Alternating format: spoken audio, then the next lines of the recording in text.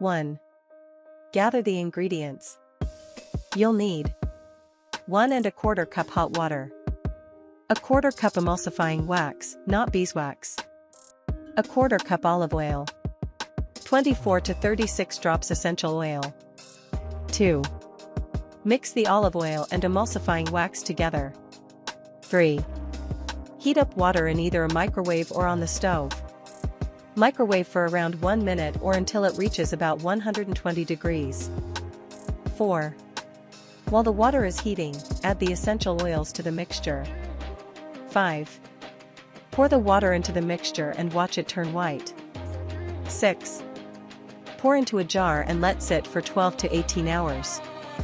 If the moisturizer feels as though it is not the right consistency, stir it well. It's now ready for regular use.